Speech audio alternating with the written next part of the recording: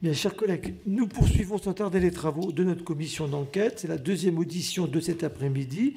Madame la rapporteure Méréana Red-Arbelot est toujours à mes côtés. Cet après-midi, pour l'audition donc, de monsieur Bruno Charéron, conseiller scientifique de la commission de recherche et d'information indépendante sur la radioactivité, la CRIRAD. Vous travaillez, monsieur, de longue date sur les conséquences des essais nucléaires en Polynésie et vous avez notamment publié en octobre 2005, il y a presque 20 ans, la mission préliminaire de contrôle radiologique sur l'île de Mangareva et les atolls de Turea et Ao. Plus récemment, vous avez publié une note sur l'exposition des habitants de l'atoll de Turea aux retombées radioactives des essais nucléaires atmosphériques. Nous attendons donc d'abord de vous que vous nous expliquiez les raisons qui vous ont conduit à travailler sur les essais nucléaires en Polynésie et que vous nous expédiez les travaux de la CRIRAD dans la matière. Je dirais même que vous nous présentiez la CRIRAD avant, parce que j'ai lu que c'était une association. Donc vous nous dire dans quelles circonstances elle a été créée. Vous nous présenterez également les conditions de réalisation des deux études que je viens de citer et leurs principales conclusions. J'aimerais notamment que vous reveniez sur votre recommandation de considérer les sites des essais nucléaires comme des sites de stockage de déchets radioactifs. Et vous demandez, existe-t-il à vos yeux un risque de dissémination de matière radioactive et de contamination souterraine? Car je rappelle à l'attention de mes collègues que selon vous, vous avez écrit qu'une partie des déchets qui a été entassée dans des puits qui n'ont pas été conçus comme des stockages à long terme de déchets radioactifs et qui sont implantés à des endroits qui présentent une instabilité géomécanique avérée. Donc si vous pouvez revenir sur ces notions, car j'aimerais que vous nous en disiez davantage. Voilà, d'autres questions suivront de la part des députés, bien évidemment, et puis aussi de madame la rapporteure. Et puis si vous avez, si on n'a pas le temps de tout aborder probablement, madame la rapporteure vous adressez un questionnaire, donc merci de le répondre, de le compléter si vous le souhaitez par des éléments que nous n'aurions pas eu le temps d'aborder cet après-midi. Mais avant de vous donner la parole, je vous remercie de nous déclarer tout autre intérêt public ou privé de nature à influencer vos déclarations, car je dois vous rappeler que l'article 6 de l'ordonnance du 17 novembre 1958 relative au fonctionnement des assemblées parlementaires impose aux personnes auditionnées par une commission d'enquête de prêter serment, de dire la vérité, toute la vérité, et rien que la vérité. C'est pourquoi, monsieur, je vous invite à lever la main droite et à dire « je le jure ». Très bien. Mais écoutez, je vous remercie. Vous pouvez, donc je vous laisse la parole pour un propos liminaire de 10-15 minutes dans lequel vous pouvez répondre à mes premières questions si vous le voulez bien. Et puis ensuite, donc, je laisserai la parole à mes collègues. Merci. Je vous remercie. Monsieur le Président, Madame la rapporteure, Mesdames et Messieurs les députés, d'abord, permettez-moi de dire que c'est effectivement un honneur pour la CRIRAD, à travers moi, d'être auditionné à cette commission. La CRIRAD, c'est la commission de recherche et d'information indépendante sur la radioactivité. C'est, comme vous l'avez dit, une association à but non lucratif créée en 1986 par des citoyens scientifiques et non scientifiques de l'Ardèche et de la Drôme suite à la catastrophe de Tchernobyl. Et ce groupe de citoyens a souhaité créer une structure qui a pour objet d'améliorer l'information et la protection des citoyens par rapport à la radioactivité. Une personne emblématique de la création de la CRIRAD, c'est Michel Rivasi, à laquelle je rends hommage ici, qui nous a quittés il y a quelques mois. Et donc, cette CRIRAD s'est dotée très rapidement d'un laboratoire de mesure de la radioactivité pour effectuer des expertises, des contrôles de radioactivité, indépendamment de l'État, des industriels, que ce soit la radioactivité naturelle, médicale, liées aux activités militaires ou nucléaires civiles. Et donc, pour ce qui concerne plus particulièrement les retombées des essais nucléaires en Polynésie française, la CRIRAD, disons, s'est plus particulièrement penchée sur la question en 1995, au moment où le président Chirac annonce la reprise des essais nucléaires. Nous demandons à cette époque à pouvoir être présents sur le site de Mururoa pour faire des expertises. Ça nous est refusé. L'État indique qu'une étude sera confiée à l'Agence internationale de l'énergie atomique, qui effectivement va faire une étude en 1996-97, va faire des prélèvements et va produire un rapport d'expertise en 1998 sur la radioactivité résiduelle à Mururoa et Fankatofa. Et ce rapport indique que pour l'AIEA, l'Agence internationale de l'énergie atomique, les doses sont tellement faibles, tellement négligeables à Mururoa qu'il n'y a même pas nécessité de poursuivre la surveillance radiologique à long terme. Donc la CRIRAD, une fois qu'elle aura connaissance de ce rapport, va en faire une analyse critique que nous allons rendre publique en 1999, lors d'un colloque d'ailleurs à l'Assemblée nationale.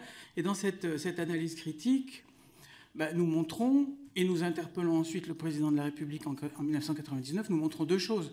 D'abord, c'est que, contrairement à ce que dit l'Agence internationale de l'énergie atomique, si on analyse les propres documents, les propres études de cette agence, en réalité, la contamination résiduelle à la surface de certains motus de Mururoa, le motu Colette par exemple, qui a été très contaminé par du plutonium lors d'essais de sécurité, cette contamination résiduelle est telle que les doses par ingestion et par inhalation pour des personnes qui habiteraient sur cet atoll, s'il était banalisé, ces doses dépasseraient d'un facteur 500 à plusieurs millions les chiffres donnés par l'AIEA. Donc pour la CRIRAD, non, on ne peut pas banaliser l'atoll, par exemple, de Mururoa, et on ne peut d'autant moins le faire que la quantité de matière radioactive qui est enfouie soit dans les puits qui ont été forés pour les essais nucléaires proprement dits, soit dans les puits de stockage de déchets radioactifs, cette quantité de radioactivité, telle que la donne le commissariat à l'énergie atomique et les militaires, est telle qu'on dépasse de plusieurs dizaines de fois, voire centaines de fois, le seuil de classification d'un site en installation nucléaire de base. C'est-à-dire que ce site de Mururoa doit être, à l'époque, compte tenu des critères réglementaires de l'époque, aurait dû être classé en installation nucléaire de base et ne peut pas être restitué en l'état à une population qui serait amenée à vivre dessus. Ça, c'est le premier point important pour nous. La deuxième étape dans le travail qu'a pu faire la CRIRAD sur les conséquences des retombées en Polynésie française, ça a été en 2005, où à l'époque l'Assemblée de Polynésie française a constitué une commission d'enquête, et son délégué de l'époque, qui était M. Bruno Barillot, auquel je souhaite aussi rendre hommage ici, qui nous a quittés il y a plusieurs années maintenant, et qui a consacré une partie de sa vie à faire la lumière sur les conséquences des essais nucléaires en Algérie et en Polynésie. Donc Bruno Barillot et l'Assemblée de Polynésie ont confié à la CRIRAD une mission préliminaire de mesures sur, vous l'avez dit en introduction, les sites de Mangareva, de Tureia et de Hao. Et c'était une mission préliminaire en ce sens qu'elle n'a duré que quelques jours sur l'atoll de Tureia, qui est à un peu plus de 100 km au nord de Mururoa. Nous ne sommes restés que 2h30. Donc c'était un travail très préliminaire, mais qui nous a permis de faire un certain nombre de constatations par rapport à la radioactivité actuelle sur les sites. Cette étude, c'était donc en 2005. Alors, premier point qui n'est pas scientifique, mais qui est une appréciation subjective, c'est que sur l'atoll, sur l'île de Mangareva, une chose qui m'a personnellement particulièrement choqué, c'est de constater que d'un côté de l'île, à Taku, il y avait un blocos digne de ce nom, avec des parois épaisses de 60 cm, destinées à protéger, je suppose, soit les militaires, soit les gens du commissariat à l'énergie atomique. Et de l'autre côté de l'île, dans le village de Rikitea, il y avait un simple hangar en parpaing tôle-ondulé qui a été construit, qui n'a pas été construit d'ailleurs en 1966, mais après. Et donc déjà visuellement, on pouvait ressentir cette différence de traitement entre la population polynésienne qui a été laissée dans certaines circonstances exposée à la radioactivité de façon tout à fait, de notre point de vue en tout cas, inacceptable, et d'autres catégories de la population. Alors pendant cette expertise, cette étude de quelques jours, nous avons fait des prélèvements, en particulier de sol, mais d'autres compartiments de l'environnement, à Tureia, à Mangareva. Et ce que nous avons observé, c'est évidemment des traces de contamination liées aux essais nucléaires, aux retombées des essais nucléaires français, mais pas seulement. Des traces mesurables, par exemple à Toureia, dans les sédiments d'un bâtiment de récupération des eaux pluviales, nous avons mesuré du césium-137, du plutonium. À Mangareva, nous avons fait une étude ensuite en 2012 sur les coraux du lagon de Riquitea, à Mangareva, qui gardent la trace des différents types d'essais. Alors on y retrouve de l'uranium-236, du strontium-90, du carbone-14, du plutonium. Donc évidemment, cet environnement a gardé la trace des retombées radioactives. Mais ce que nous avons conclu, c'est que pour Mangareva, pour Toureia, les niveaux de radioactivité résiduelle aujourd'hui, en tout cas en 2005, étaient mesurables, mais vraiment très faibles par rapport à l'impact sanitaire. En revanche, à cette époque, nous avons pu, en 2005-2006, commencer à lire un certain nombre de documents déclassifiés. Ils commençaient à arriver au compte-gouttes. Ces documents, des rapports d'études des autorités militaires, montraient des niveaux de contamination radioactive en 66, en 67 à Toureia, à Mangareva, qui étaient vraiment extrêmement importants. Et ce travail d'analyse de l'intensité de la contamination pour les populations à l'époque, nous l'avons un petit peu poursuivi en 2016, toujours à la demande de Bruno Barillot et de l'Assemblée de Polynésie, dans une étude très très sommaire, quelques jours de travail, qui a consisté à examiner une partie de ces documents déclassifiés. Et à travers ce rapport, publié en 2016, nous avons montré qu'en fait, les évaluations de doses faites par les militaires et le commissariat à l'énergie atomique pour ce qui concerne l'impact des retombées des essais atmosphériques sur Mangareva, sur Toureia, que ces évaluations de doses sous-estimaient complètement la réalité. Par exemple, à Toureia, en 1966, n'était prise en compte qu'une retombée d'un essai, alors que les propres mesures officielles montraient que cet atoll avait subi 6 retombées successives rien qu'en 1966. Autre exemple, pour calculer les doses par inhalation, le commissariat à l'énergie atomique ne prend manifestement pas en considération la fraction la plus fine des particules radioactives, celle qui peut pénétrer le plus en profondeur dans les poumons. Autre exemple, ces calculs de doses ne tenaient pas compte du tritium, du carbone-14, du plutonium, qui sont pourtant présents dans les retombées radioactives. Donc nous avons à ce moment-là produit ce rapport. L'étude d'ailleurs qui a été publiée qui a été expliquée très pédagogiquement dans l'ouvrage Toxique va dans ce sens-là de démontrer très clairement que les évaluations de doses officielles sous-estiment complètement la réalité de l'exposition des populations. C'est pourquoi, pour nous, à la CRIRAD, depuis très longtemps, il est important que ces populations exposées, qu'elles soient polynésiennes ou qu'elles soient d'autres origines, métropolitaines, militaires et autres, que ces personnes exposées soient correctement informées sur les risques et soient correctement indemnisées, ce qui n'est absolument pas le cas aujourd'hui, avec ce fameux seuil de 1 millisievert, en dessous duquel les demandes sont a priori systématiquement rejetées. C'est un seuil qui n'est pas du tout, de notre point de vue, correct, parce que si l'idée du législateur, c'est de considérer qu'une demande est rejetée à partir du moment où l'exposition est négligeable, le seuil du risque négligeable, ce n'est pas 1 millisievert, c'est 100 fois moins, c'est 10 microsieverts, au sens en tout cas de la directive Euratom de mai 1996. Donc déjà, la manière dont sont analysées les demandes d'indemnisation des personnes, de notre point de vue, cette manière n'est pas du tout satisfaisante, à la fois parce que le critère de seuil de risque n'est pas le bon, et ensuite parce que la façon d'évaluer les doses subies n'est absolument pas représentative de la réalité.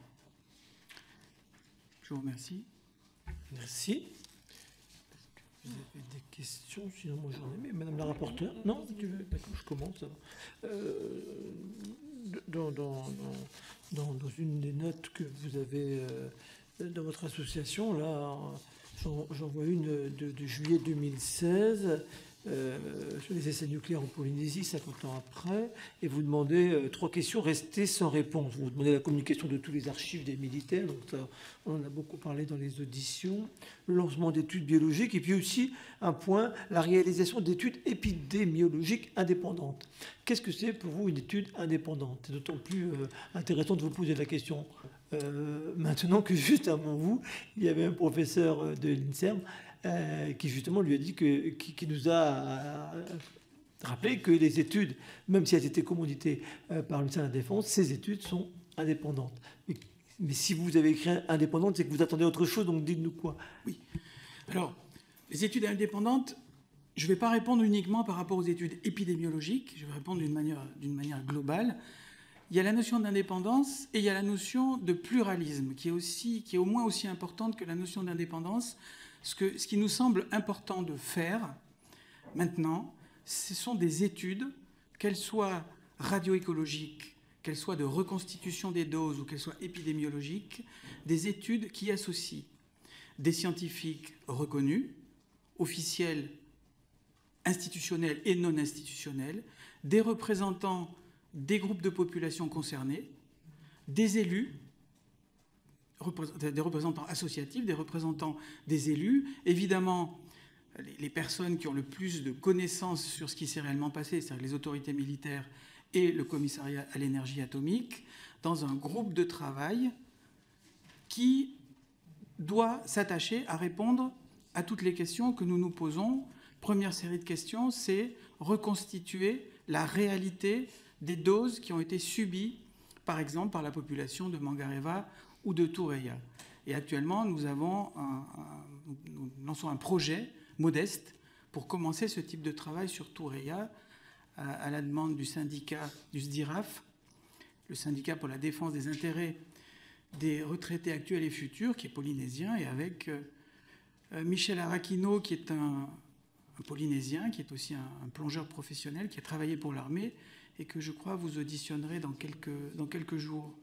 Donc cette notion d'indépendance, c'est à la fois que, évidemment, les financements, le pilotage des projets soit le plus distant possible du pollueur, c'est-à-dire l'armée, le commissariat à l'énergie atomique, ça c'est un élément important, et puis qu'il y ait vraiment cette pluralité pour travailler de façon collective et collégiale. Je ne vous demande pas alors, je compte le faire, mais je ne vous demande pas alors si vous partagez les conclusions du rapport du CEA de 2022, celui qui a été commandé en réponse au livre toxique. Le rapport du CEA, enfin, le rapport du CEA, c'est pas vraiment un rapport d'ailleurs, c'est un livre pédagogique avec des illustrations, un peu de pédagogie.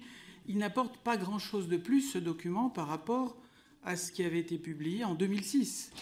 Et en tout cas, évidemment, nous ne sommes pas d'accord avec les évaluations de doses qui sont mentionnées dans ce rapport, pour les raisons que j'ai résumées un petit peu tout à l'heure. C'est-à-dire que l'ensemble des radionucléides qui ont été ingérés ou inhalés ne sont pas pris en considération.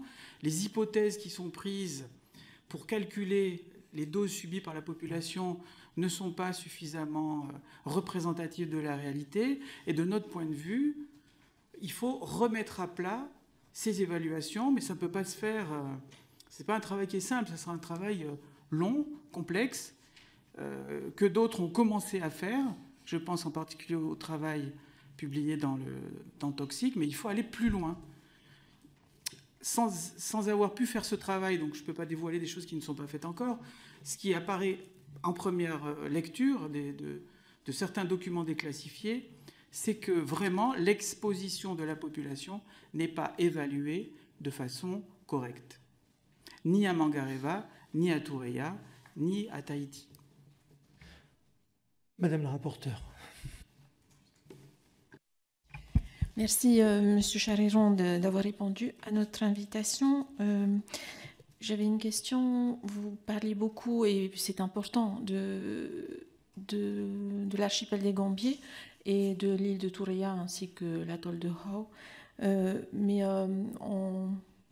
on venait de parler du livre Toxique, donc je voulais un petit peu le regard que vous portez, connaître le regard que vous portez sur l'enquête menée par Disclose et donc Sébastien Philippe et Thomas Status, et notamment votre avis sur leur analyse du tir Centaure et les différences de point de vue qu'il y a entre donc les doses estimées, enfin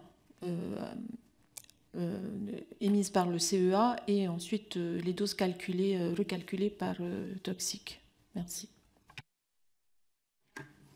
Alors d'abord, Parfait, merci. Déjà, d'une manière globale, cet ouvrage, Toxique, est vraiment un ouvrage qui a apporté énormément à la médiatisation du problème, à la compréhension du problème par beaucoup de gens, parce que à travers ce couplage entre une approche journalistique et une approche scientifique, ça donne un ouvrage qui est très clair, très facile à lire, et qui apporte vraiment des réponses extrêmement intéressantes, puisqu'il y a à la fois le côté historique, le côté scientifique, etc., beaucoup d'aspects. Sur la partie reconstitution des doses, c'est vrai pour Centaure, mais c'est vrai pour les autres retombées sur d'autres lieux. On est tout à fait en phase sur le fait que, comme je le disais tout à l'heure, hein, les évaluations qui ont été produites par le Commissariat à l'énergie atomique ne rendent pas compte de la réalité des expositions pour plusieurs raisons. Certaines sont développées dans l'ouvrage Disclose et dans la publication scientifique qui l'a précédé, mais il y a d'autres éléments qu'il faut prendre en compte et qui devraient conduire à augmenter encore les doses telles qu'elles sont évaluées, parce qu'un certain nombre de radionucléides ne sont pas pris en compte, par exemple.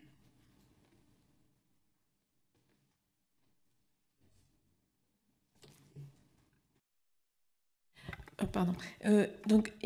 Alors, est-il possible, selon vous, de démontrer, alors là on passe sur le côté donc maladie, est-il possible de démontrer le caractère radio-induit d'une maladie ou pas? Parce qu'on parlait du seuil du millisievert, vous parliez d'un seuil 100 fois, je crois, plus bas, mais est-ce que réellement un seuil est pertinent pour déterminer si une maladie est radio-induite ou pas? D'abord, à la CRIRAD, nous ne sommes pas biologistes. Notre métier, c'est la mesure de la radioactivité. Ce qu'on peut dire, par contre, sans s'avancer trop, c'est que il me semble qu'il y a un consensus à peu près chez les spécialistes, biologistes, médecins, épidémiologistes, sur le fait de dire qu'il est extrêmement difficile de faire un lien direct entre une pathologie, même pour une pathologie reconnue comme pouvant être radio-induite, et une exposition à la radioactivité. À l'échelle individuelle, c'est pratiquement impossible. C'est pour ça que, par exemple, la plainte qu'avaient déposée certains malades de la thyroïde et la CRIRAD par rapport aux retombées de Tchernobyl en France, ça a été débouté pour aussi cette raison-là, c'est qu'il n'est pas possible, pratiquement impossible, en tout cas dans l'état des connaissances aujourd'hui, de faire le lien direct. Par contre, ce qui est certain, c'est que l'exposition même à de faibles doses de radioactivité augmente les risques sanitaires pour un certain nombre de pathologies. C'est maintenant vraiment bien démontré pour le cancer de la thyroïde, pour certains types de leucémie, pour l'exposition, là je sors des essais nucléaires, l'exposition au radon, ce gaz radioactif naturel dans l'habitat, à de très faibles doses. Donc aujourd'hui, il y a une masse de connaissances scientifiques qui montrent que l'exposition à de très faibles doses de radiation augmente les risques sanitaires. Là où il y a des débats, c'est au-delà des cancers, y a-t-il d'autres pathologies non cancéreuses dont l'incidence peut augmenter à cause de l'exposition au rayonnement ionisant? Et là, il y a polémique, il y a discussion, il y a incertitude, mais il y a beaucoup quand même d'études qui montrent ou suggèrent qu'il faut aller dans ce sens-là. que des maladies cardiovasculaires, par exemple, que des atteintes au système nerveux central, au système digestif, peuvent être ces atteintes imputables à une exposition au rayonnement ionisant, y compris d'ailleurs quand il s'agit d'une exposition in utero, des atteintes sur le développement futur des capacités, par exemple, cognitives de l'enfant. Donc, il y a suffisamment de connaissances aujourd'hui pour considérer que l'exposition au rayonnement ionisant a des effets sanitaires, même à très faible dose. Et de ce fait, introduire un seuil pour dire en dessous de telle dose, la personne ne peut pas avoir cette pathologie parce qu'on est en dessous de telle dose, ça n'a scientifiquement pas de sens. Ça n'a aucun sens. Donc le seuil de 1 millisievert a été certainement utilisé parce que c'est la dose maximale annuelle admissible pour l'exposition habituelle des citoyens en dehors de la radioactivité naturelle et de la radioactivité médicale. Mais ce seuil de 1 millisievert n'est pas un seuil en dessous duquel le risque est nul. C'est un seuil en dessous duquel la probabilité de décès par cancer est jugée socialement acceptable, ce qui n'est pas du tout la même chose.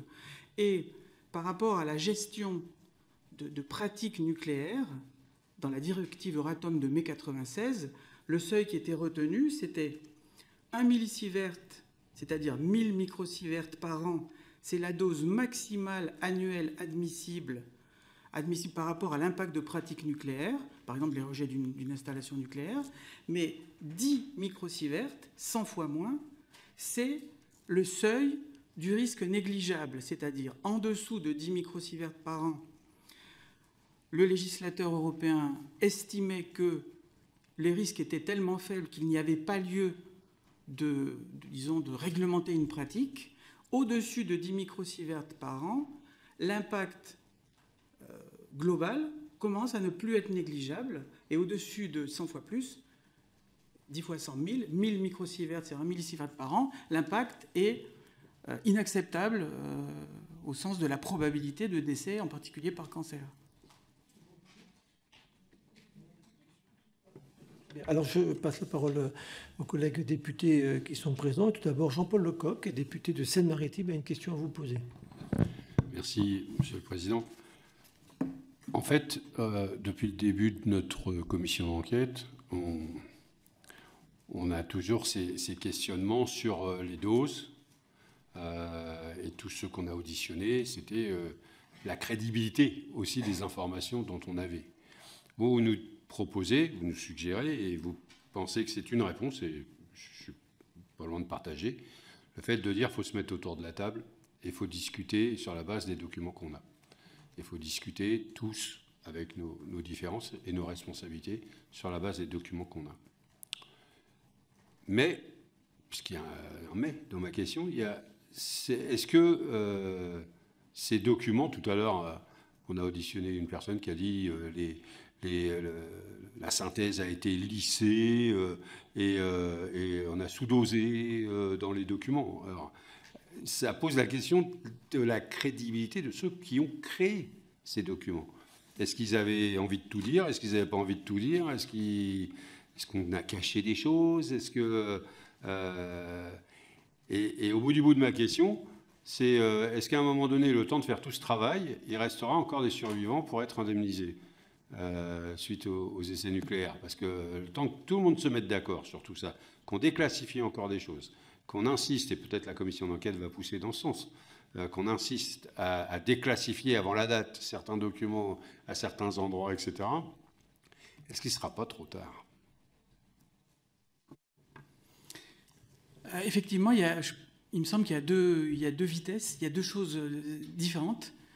Par rapport à la question de la reconnaissance et de l'indemnisation, il y a peut-être une chose qui pourrait être faite rapidement d'un point de vue législatif, c'est supprimer la contrainte, ce seuil du millisievert, et considérer qu'à partir du moment où une personne, c'est le cas aujourd'hui, était présente en Polynésie française à la période des essais nucléaires atmosphériques, en gros, que cette personne, si elle présente certains types de pathologies, alors la liste est trop restrictive, hein, les 23 pathologies, c'est trop restrictif. Enfin, qu'au moins, dans ce cadre-là, soit éliminé le verrou du millisievert.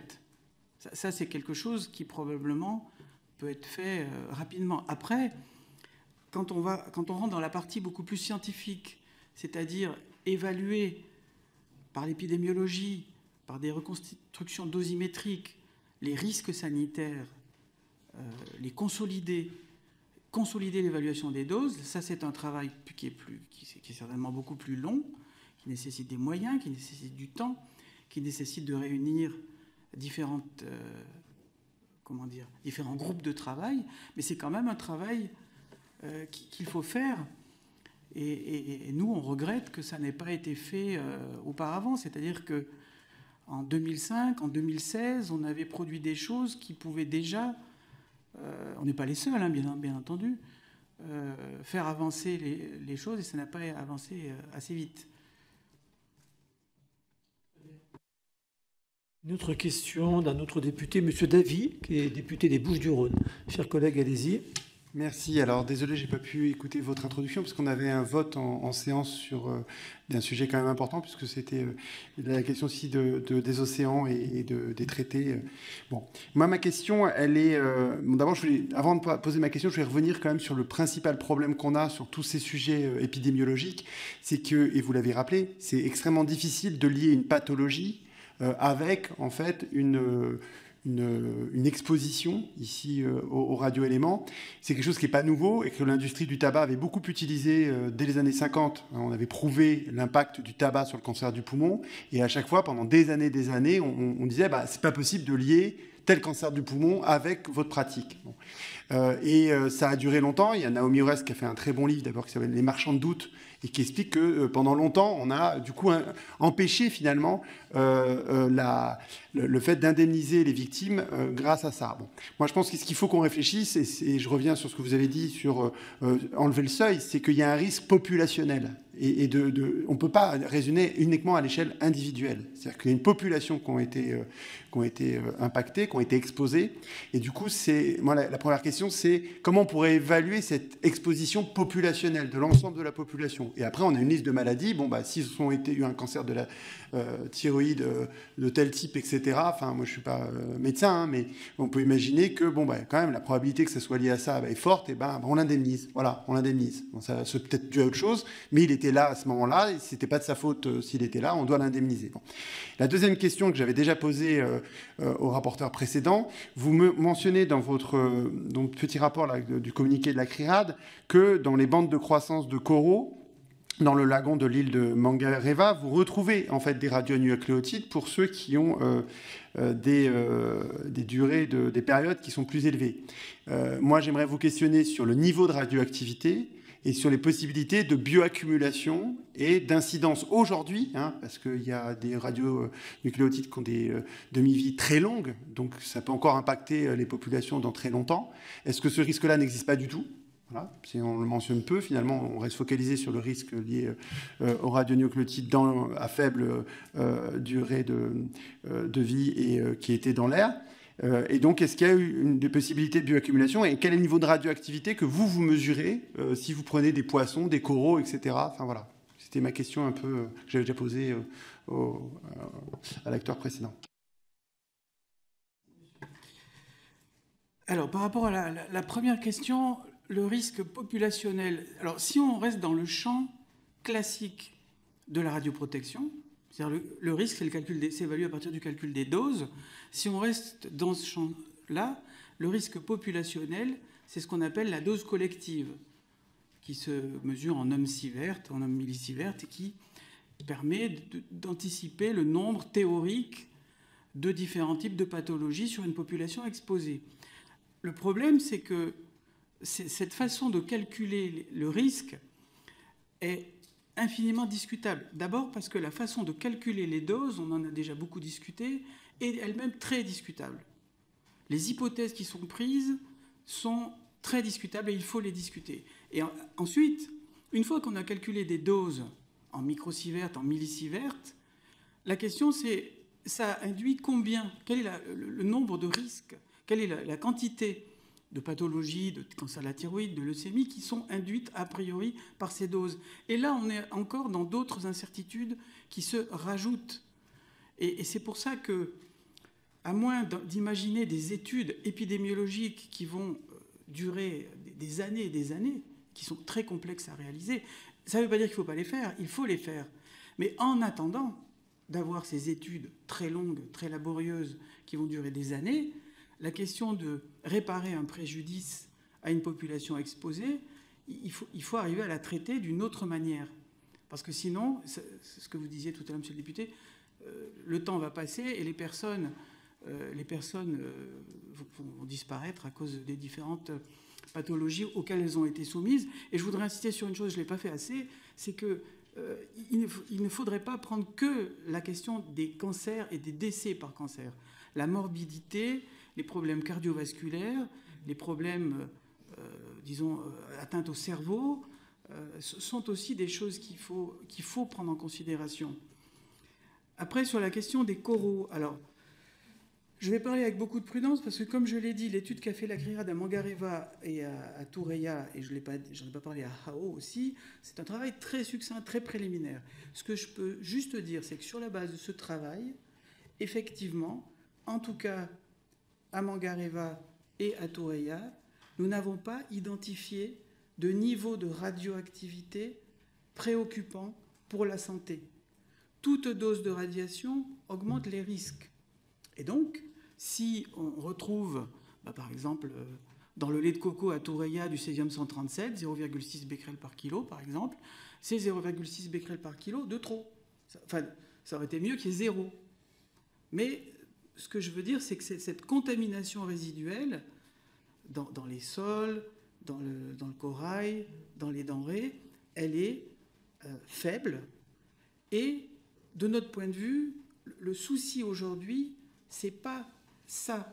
Le souci aujourd'hui, c'est les conséquences sanitaires aujourd'hui des expositions, par contre, beaucoup plus importantes de la période des essais atmosphériques entre 66 et 74. Ça, c'est une chose. Et deuxièmement, c'est la question du devenir des déchets radioactifs qui sont à Mororoa, qui sont à Fangatofa et qui sont aussi quelque part à Hao. En fait, après, c'est un autre sujet, celui-ci. Mais si la question, c'était par rapport aux reliquats aujourd'hui, des retombées atmosphériques en particulier, je pense qu'il est juste de dire que ce reliquat aujourd'hui en Polynésie conduit à des expositions qui ne sont pas nulles, mais qui sont très faibles. Très bien, on continue avec les questions de députés avant de redonner la parole à Madame la rapporteure. Nous avons une question de Monsieur Gonzalez et à nouveau de Monsieur Lecoq. Donc José Gonzalez, député des Bouches-du-Rhône, a une question. Merci. Une question et une réflexion. Merci, Président. Une question à brûle-pourpoint pour reprendre à la volée ce qu'a dit notre collègue M. Lecoq, qui parlait de discuter sur la base de documents disponibles. Effectivement, de documents disponibles. Sont-ils tous disponibles? Effectivement, vous dites, monsieur, que vous avez étudié un certain nombre de documents initialement classés. Est-ce qu'ils étaient suffisants, ces documents, pour que vous puissiez asseoir vos réflexions et que nous puissions en discuter en toute connaissance de cause? Ensuite, la réflexion, c'est que les études se suivent et ne se ressemblent pas. Justement, vous avez des différences criantes entre vos conclusions et celles de la commission de l'énergie atomique. Nous venons d'auditionner, je crois que c'est Monsieur de Vater, c'est ça, Monsieur de Vater, qui est un scientifique et qui nous disait, contrairement à vous, je crois avoir compris, qu'il n'y a aucune incidence de la contamination des poissons ou même des bénitiers, voilà, et qui nous a dit que seulement, sauf malheureusement pour ceux qui en sont atteints, seulement 2,3% des cancers de la thyroïde sont imputables aux maladies radio-induites. Voilà. Alors, vous ne tirez pas les mêmes conclusions de ces études. Pouvez-vous nous dire pourquoi, s'il vous plaît? Merci. Je vous remercie. Alors, la première question, est-ce que les documents auxquels qu'on a pu consulter, les documents déclassifiés, sont-ils suffisants, si j'ai bien compris? Alors, la réponse est non, bien sûr que non, parce que ces documents, D'abord, on n'a pas l'ensemble des documents déclassifiés. Ensuite, parce que l'interprétation de certains de ces documents nécessite, de notre point de vue, de pouvoir en discuter en tête-à-tête ou par échange écrit avec les spécialistes du commissariat à l'énergie atomique et de la défense de l'époque, pour plusieurs raisons. Certains des appareils utilisés à l'époque ne sont plus en vigueur aujourd'hui.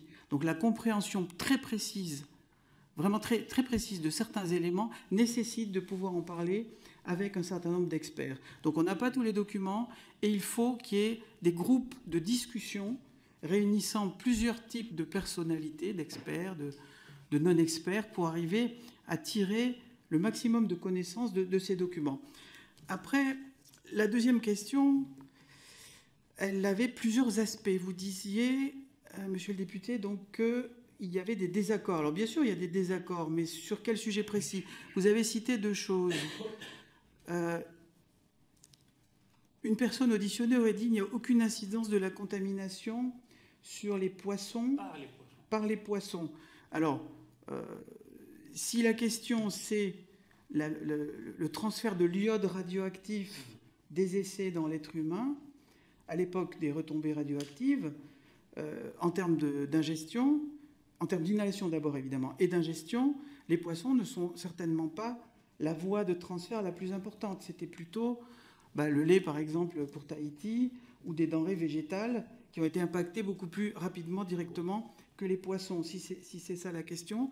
Deuxième élément, 2,3% des cancers de la thyroïde seraient radio-induits. Je pense que ce chiffre est issu d'une étude qui a été publiée en particulier par le docteur Devater, et cette étude qui s'est penchée, d'abord je voudrais insister sur le fait que cette étude ne s'est penchée pratiquement que sur le cancer de la thyroïde. Il ne faudrait pas résumer l'impact des essais nucléaires en Polynésie à la seule question du cancer de la thyroïde. Ceci étant dit, donc, cette étude évalue le nombre de cancers de la thyroïde pouvant être radio-induits à 2,3% sur la base des calculs théoriques de dose, mais qui sont très discutables, comme on en a déjà discuté, premièrement, et deuxièmement, des facteurs officiels de dose qui font passer d'un certain nombre de millisieverts à la thyroïde à une probabilité de décès par cancer, qui sont des coefficients aussi qui sont très discutables. Donc, ce qu'on peut retenir de cette étude, c'est que, oui, très probablement, des personnes en Polynésie ont des pathologies thyroïdiennes à cause des retombées des essais nucléaires. Mais maintenant, pour le quantifier de façon scientifiquement indiscutable, comme je pense que ça a dû déjà être exposé dans cette salle, c'est un travail d'une très grande complexité. Merci. Bien, Jean-Paul Lecoq, à vous. Oui, merci bien. À travers les auditions, j'essaye de comprendre tout. J'ai deux questions. D'abord, une observation. Moi, j'ai découvert l'atome en rendant visite début août à Hiroshima, à Nagasaki, où j'ai discuté avec des gens qui avaient subi la bombe atomique, avec des Hibakusha, avec leurs descendants, avec les problèmes dans la descendance, avec le fait, à Kyoto, des étudiants m'avaient expliqué que jamais ils feraient couple, jamais ils feraient famille avec des habitants d'Hiroshima ou des enfants des habitants d'Hiroshima de l'époque de la bombe atomique, parce qu'ils avaient de fortes probabilités d'avoir des naissances difficiles, enfin d'avoir des situations compliquées. C'est ce qu'ils m'ont expliqué. Et je pense que comme c'est un État qui était victime, il a mis les moyens pour essayer d'avoir l'analyse. Chez nous, c'est la France et un territoire français. Donc c'est compliqué. Peut-être il y a des choses pour avoir la vérité. Mais là, le Japon, ils sont porteurs d'études, ils ont accompagné, etc. C'est très rare quand un intervenant nous dise l'étude japonaise a permis de mesurer les choses. Alors que je pense qu'ils ont peut-être des éléments sur les conséquences de l'exposition à des radiations, d'un territoire pollué, comment on y vit, comment on y vieillit, comment on subit des maladies. Enfin, je ne sais pas. Je suis assez surpris, ça ne revient jamais, mais je suis assez surpris que cet exemple-là ne revienne pas. Et puis la deuxième chose, mais je l'avais noté pour la poser au CA, mais je vous la pose à vous, puisque vous en avez parlé. En fait, j'ai compris que les essais nucléaires avaient une empreinte. C'est-à-dire qu'on est capable, quand on fait des mesures, de savoir si ce que l'on découvre appartient à tel essai nucléaire ou à tel essai nucléaire. Il y aura une signature par rapport peut-être aux produits utilisés, enfin je ne sais pas en fait par rapport à quoi, mais en fonction de ce que vous mesurez, il semblerait qu'il y ait une signature, qu'on sait ce qui appartient à nos essais et ce qui relèverait d'autres essais, d'autres pays, etc. Ça existe, ça? Ma question, c'est comment on fait? Comment vous faites pour savoir que ça appartient à tel essai et ça appartient pas à tel essai? Vous avez eu cette référence-là à un moment donné dans votre exposé, ce qui m'a fait noter ça. Et alors, à chaque fois, vous exposez des matériaux, des types de matériaux qui peut-être correspondent à tel essai, mais est-ce que vous pouvez expliciter, s'il vous plaît? Alors, par rapport à Hiroshima et Nagasaki, je ne sais pas si j'ai complètement compris votre remarque, monsieur le député. Ce que je voulais juste dire, c'est que l'étude des survivants d'Hiroshima et Nagasaki, c'est l'étude sur laquelle pratiquement reposent toutes les bases de la radioprotection d'aujourd'hui. C'est-à-dire que les facteurs de risque de décès par cancer, par exemple, telle dose induit telle probabilité de décès par cancer, ces facteurs sont déduits, malheureusement, du suivi des survivants des expositions d'Hiroshima et Nagasaki.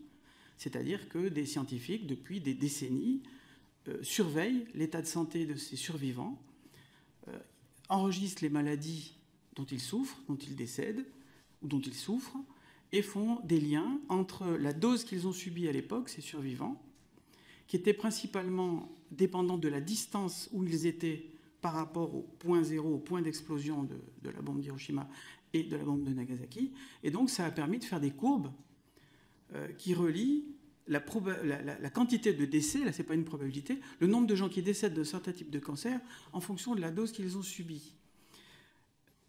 Donc ces études sont malheureusement majeures pour comprendre les effets de la radioactivité.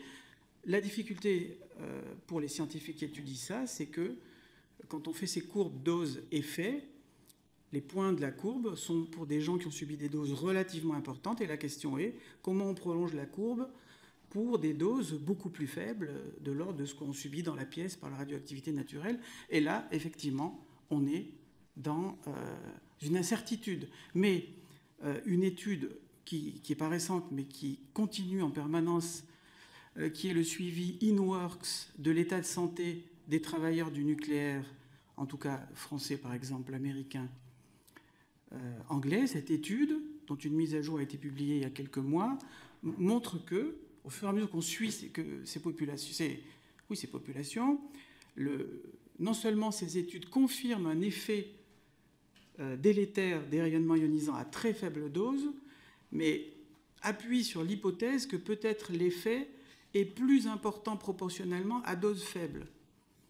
Donc c'est pour ça qu'il faut suivre ça avec beaucoup de vigilance.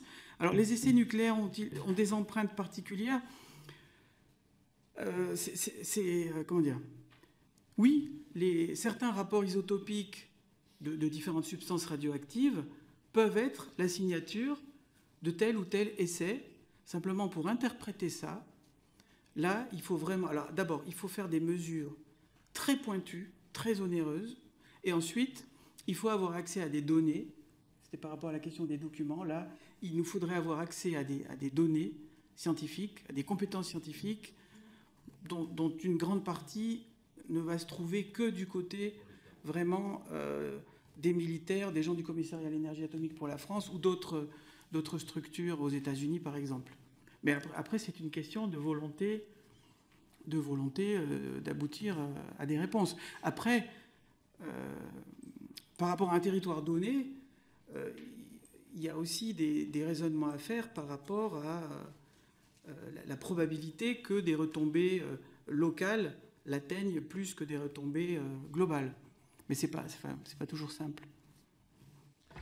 Très bien, merci. Je laisse la parole à Madame la rapporteure pour des questions conclusives. S'il vous plaît. Alors, j'ai plein de questions, merci beaucoup. J'en ai 4 principales, mais je vais poser 2 par 2, comme ça. Vous parliez tout à l'heure de maladies autres que des cancers, notamment les maladies cardiovasculaires. J'aimerais, à votre connaissance, savoir si d'autres pays ont déjà élargi le spectre des maladies radio-induites à d'autres maladies que celles qu'on trouve donc sur la liste de la loi Morin. Ma deuxième question concerne la radioactivité naturelle ou tellurique, puisque monsieur De Vater nous parlait de cela juste avant vous, et aussi de l'impact que pourrait avoir une radioactivité naturelle sur la population qui vit depuis des siècles et qui se développe sur telle ou telle région du monde où la radioactivité naturelle serait plus ou moins élevée. Et en ce sens, il disait qu'en Polynésie, la radioactivité tellurique était très faible. Donc, que la population polynésienne, qui partait d'ailleurs d'un petit groupe, se serait développée dans un environnement faiblement radioactif naturellement. Et peut-être que ça pourrait changer ou conserver un génome qui soit facilement qui soit radiosensible, plus radiosensible qu'une population qui vit dans un environnement naturellement hautement radioactif. Ça, ce sont mes deux premières questions et j'en ai deux dernières.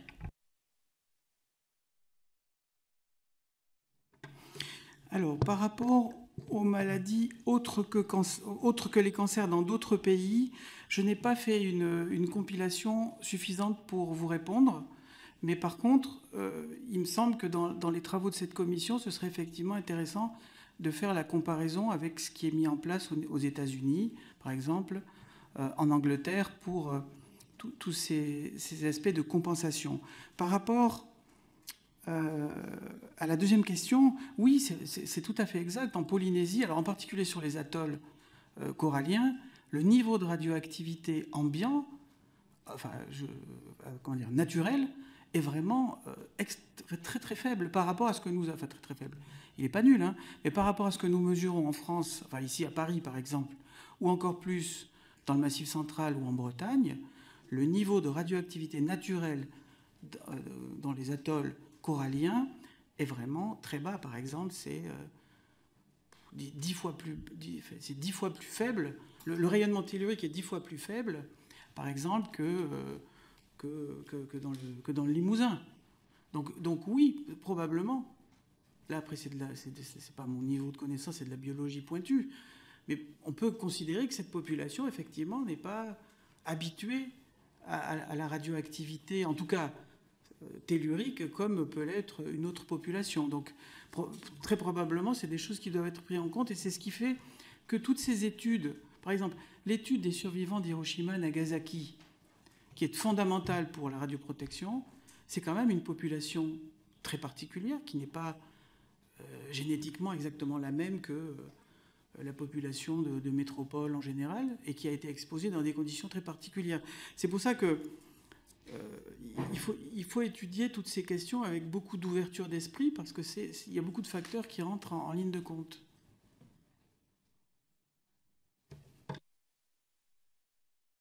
Merci. Alors, mes deux dernières questions seraient sur l'aspect environnemental et notamment le traitement des déchets.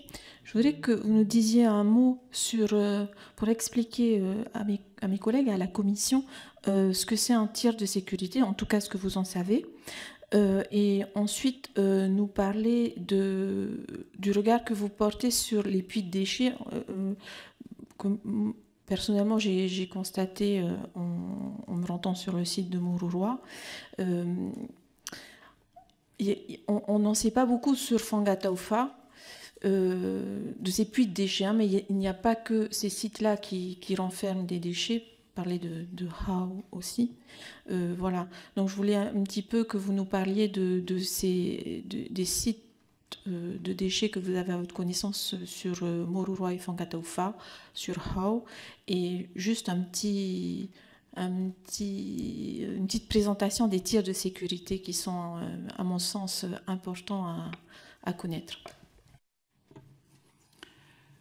Donc les tirs de sécurité, comme leur nom l'indique, ça consiste à prendre, mettons, une bombe atomique et à la faire chuter pour vérifier que elle ne va pas, la réaction nucléaire ne va pas s'amorcer.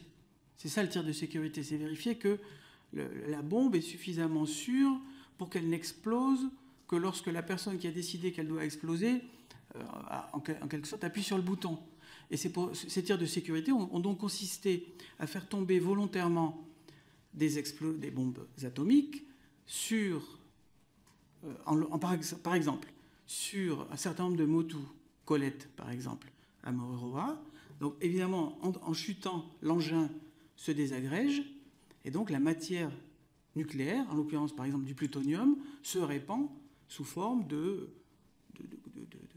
grains plus ou moins importants. Et c'est la présence de ce plutonium à la surface de Colette qui pose problème. D'ailleurs, l'étude de l'AIEA de 1996-17, publiée en 1998, a conclu, tout en concluant que ce n'était pas grave, ce qui est un contresens grave par contre, a conclu que la France n'avait pas décontaminé au niveau qu'elle avait indiqué, 1 million de becquerels par mètre carré, et que l'essentiel de la contamination en plutonium était dans le premier centimètre. Ça veut dire que ce plutonium peut être facilement mobilisable vis-à-vis de personnes qui fréquenteraient le lieu.